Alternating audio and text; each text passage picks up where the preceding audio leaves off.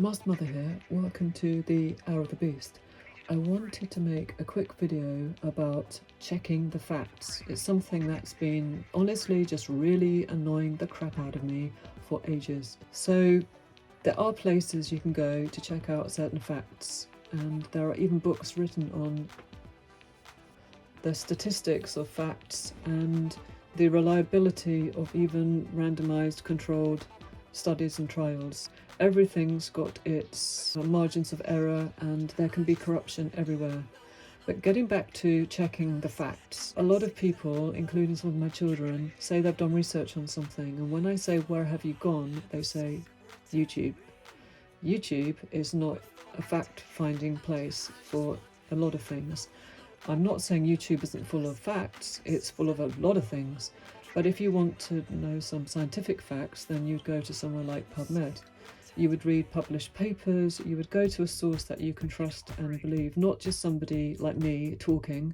You have to go and find out the actual truth, or as close to the truth as you think you can actually get. This is a really big problem, because if you watch videos, especially videos on any kind of conspiracy theory, what's happening with the governments, what's happening in the world, there's a lot of people, and a lot of people have got different opinions. We've got similar opinions. We all feel something is wrong and it's not right, etc., etc. But we're listening to each other, and all we're listening to is our own personal opinions. Almost nobody I've ever heard is an expert. Almost nobody. So I think we all have to be incredibly careful when we are listening to other people talking and making statements of this company is going to do this, and this member of parliament is going to do that, and this member of Congress has done so and so, and this is wrong because of this, and this is right because of that. I think we have to be very careful to go and check our facts. And the truth of it is, a lot of people honestly probably can't be bothered to go and check the facts. Some people don't realise that they need to go and check the facts, and maybe they'd happily do it. But it's hard work. Like everything in life worth doing, checking the facts takes a long time and is hard work. And that's why I'm really careful not to be too forced on my opinion, because if I haven't checked the facts out, how can I be? Who am I? It doesn't matter who I was. I would have to come back and say, well, I've got some really hard and fast facts. I know for certain. You know, there's two things, isn't there, in life that we can say for certain. We know that. It's a stereotypical saying, taxes and death. There's no one yet that's cheated death that we know of. There's no one that we know of probably who has cheated the taxes, not for very long anyway. Joking aside, I think we should all, I'm careful to say I think, because I don't want to say this is what you should do. I have no right to do that. So Hour of the Beast or not, and I could speak very frankly and say whatever I want to say, and there are certain things I get more passionate about and probably not watch my mouth so carefully. But when it comes to checking the facts, I think we should all be very careful and take everything with a pinch of salt.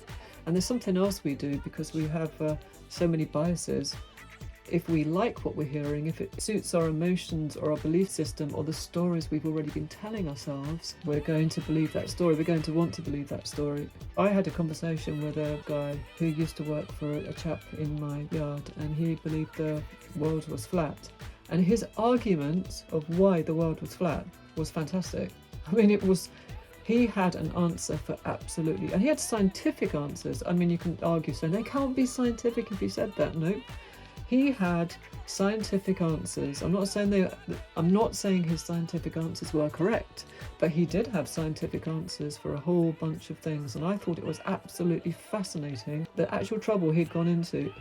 And if you didn't know better, you could end up believing him, because he presented it in such a strong manner that it was believable. And it made you think, no, hang on a minute.